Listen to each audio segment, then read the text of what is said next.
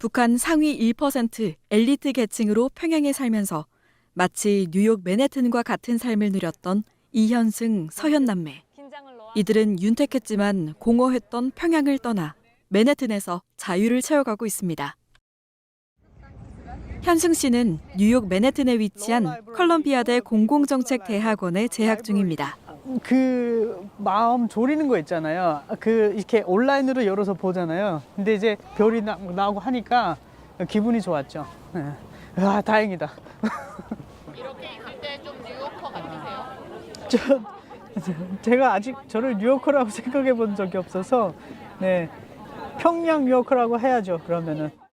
I'm North Korean refugee and I'm wondering how Colombia, Peru and neighboring countries define legal and illegal immigrants. 매 수업에 적극적으로 참여하는 현승 씨.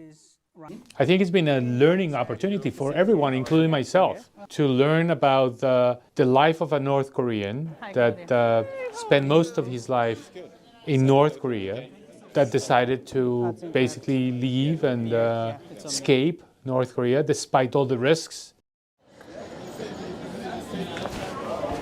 Hey, so just have one drink and go.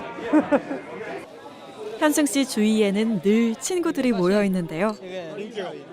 탈북 전 북한군으로 복무했던 그는 한때 적군이었던 이를 절친으로 만드는 기술도 있나 봅니다. Now he's one of my best friends, and we have a great relationship. But at one point in time, you know, I'm south of the DMZ and he's north of it. And we were probably doing exercises against each other, so it's kind of funny.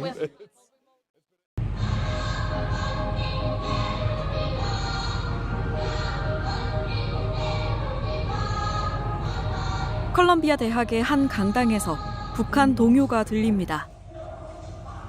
탈북 여정을 담은 다큐멘터리 영화 비욘드 유토피아 교내 상영회가 열린 건데요.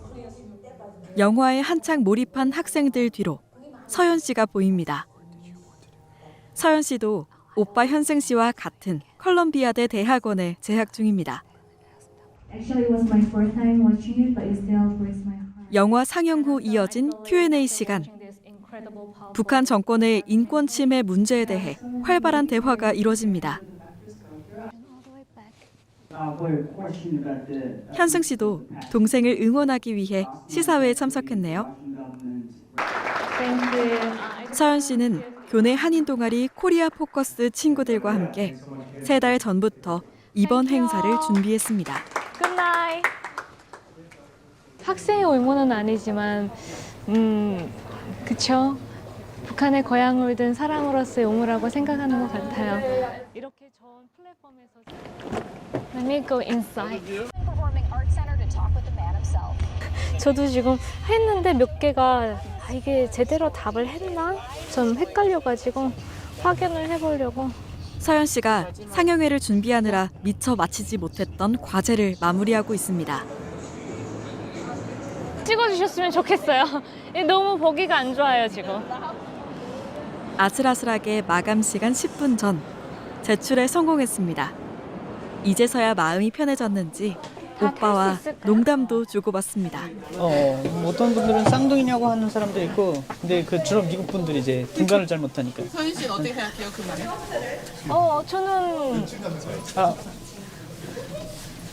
저는 뭐 기분이 썩 좋지는 않지만 근데 오빠가 원래 어렸을 때는 더 잘생겼었어요. 되게 꽃미남과였는데 나이가 세월이 심하지. 현승 씨가 이른 아침부터 지하철을 탔습니다. 뉴욕의 명물, 자유의 여신상을 보기 위해서입니다. 제가 볼 때는 이 배에 타신 분들이 거의 다 이제 여행이나 이민 오신 분들이잖아요. 어떻게 보면은 저걸 보면서 뭐 미국, 아메리칸 드림도 끌 수 있고, 그리고 이 자유를 대표하는 거를 이 사람들이 몸으로 느끼려고 온 것 같아요. 자유를 위해 북한을 떠난 현승 씨에겐 자유의 여신상이 주는 의미는 남다를 수밖에 없습니다. 한 3년 정도는 자유보다는 이제 그 여러 가지 이 상황들, 또 이 정책이라든지 이런 문제들이 겹치다 보니까 이 진정한 자유의 의미보다는 그 생활에도 집중이 됐던 것 같고, 그리고 이 사회를 접하고 교육을 받으면서 자유가 뭔지 이제 배우니까 그 자유의 개념을 알게 된 것 같아요. 현승 씨는 이스라엘의 가자 지구 공격에 반대하는 교내 반전 시위를 경험했습니다. 표현의 자유 수준이 전 세계 최하위라는 북한에서 탈출한 그는 이번 사태를 어떻게 생각할까?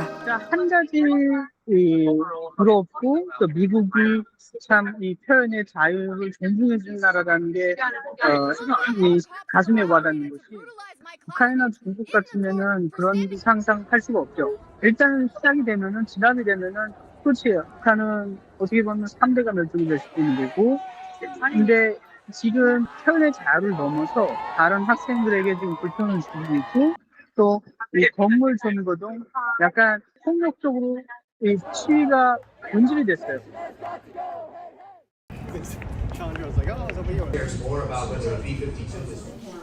오전 수업 하나만 있는 날, 현승 씨는 한인 마트에 가 미뤄온 장을 보려고 합니다. 제가 저녁에 두 분께 요리를 좀 해드릴게요. 이거 먹어도 되는 거예요? 그렇죠. 당연하죠. 저희 학교 주변에 다행히도 한국 그 마트가 있어요.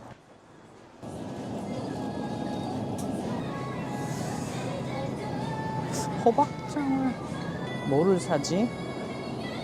근데 물가가 여기 많이 비싸니까 좀 이렇게 고민이 됩니다. 장을 볼 때마다. 세일이 지금 이 시간대에 세일이 되나? 라면을 하나 사야지. 라면 값이 제일 무난한 신라면 사겠습니다.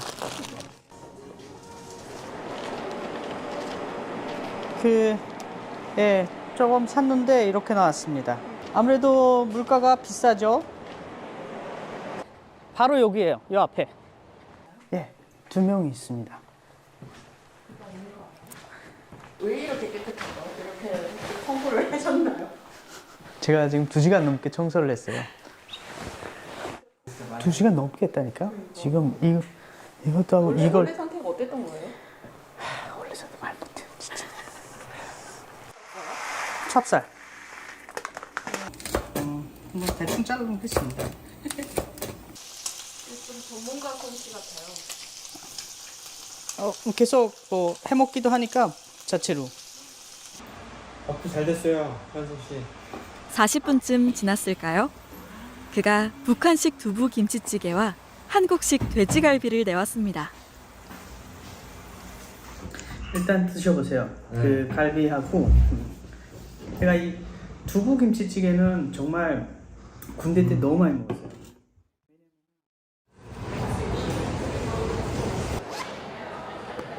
이제는 누가 봐도 뉴요커가 된 서연 씨. 하지만 미국에 올 때까지 세계의 수도 뉴욕을 몰랐다고 합니다. 아니요, 전혀 몰랐던 것 같아요. 들어본 적도 없었던 것 같아요. 그러니까 북한에 있을 때는 뭐냐면 이제 나라와 도시 그 캐피털 시티들은 다 이렇게 배우거든요. 그래서 워싱턴 DC는 알았었는데 뉴욕은 딱히 몰랐었어요. 처음에 왔을 때 한 거의 2, 3개월 동안은 저녁에 해가 지면 못 나가겠는 거예요. 무서워서. 근데 역시 인간은 이 적응의 동물인가 봐요. 바로바로 적응해가지고 지금은 잘 다녀요. 유엔의 미국 대사관 분들하고 북한 인권에 관련돼서 이제 활동하는 것에 대해서 좀 토론을 하려고 왔습니다. 두 남매는 탈북 청년 행사의 조율을 위해 이곳을 찾았습니다. 뉴욕에서도 북한 인권 활동에 적극적인데요. 국기가 여기 국기들이 다 있어요. 여기 보면은 북한 국기가 제가 볼 때는 이건가? 역시 한 방에 찾았어. 한 방에 찾았어. 북한 김씨 일가의 비자금과 외화 조달을 관리하던 노동당 39호실 고위 간부 출신 리정우 씨.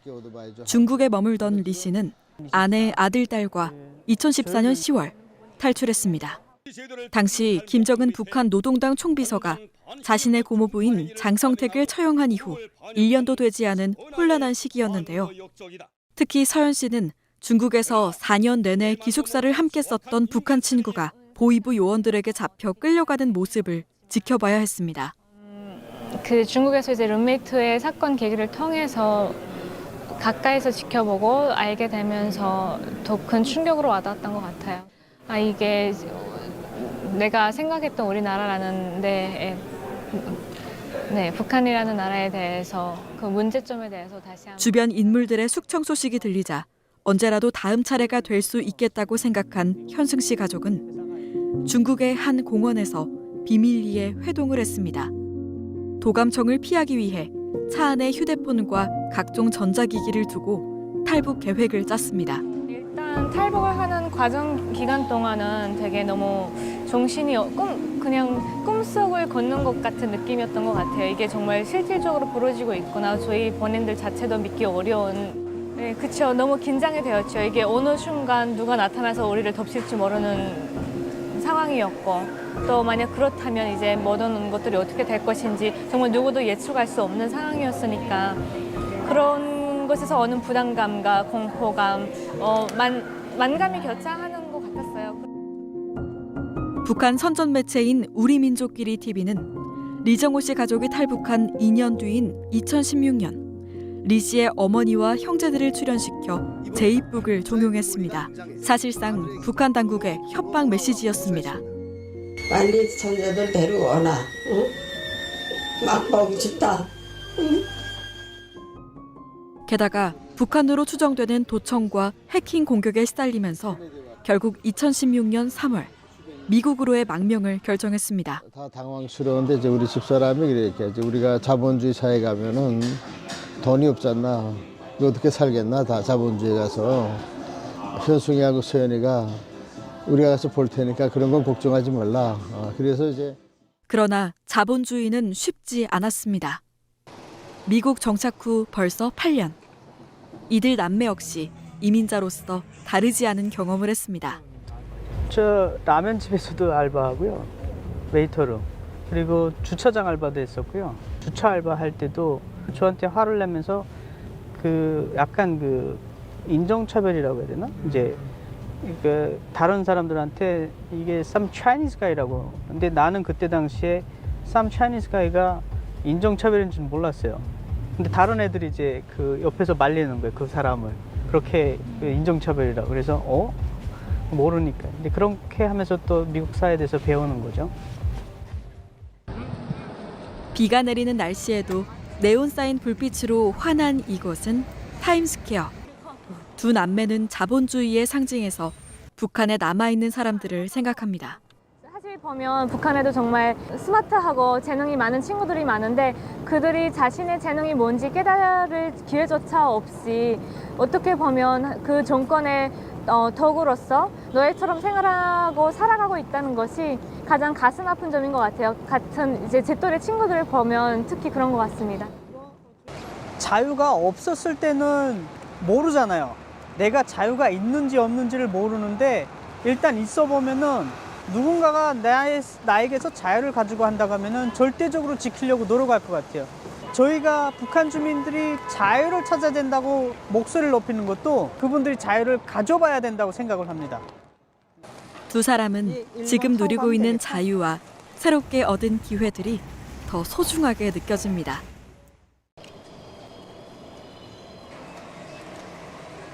오빠가 지금 점심을 먹을 시간이 따로 없어가지고 제가 제 점심 픽업하면서 오빠 것도 같이 픽업을 해주려고 나와 있습니다. 곧 미국 사회에 진출을 앞두고 있는 이현승, 이서연 남매. 오래간만에 우리 동생이랑 같이. 잘해야 한다는 부담감은 어쩔 수 없지만 걱정보다는 설렘이 앞섭니다. 익숙한 평양 대신 낯선 맨해튼을 택한 남매의 도전은 여전히 현재 진행형입니다.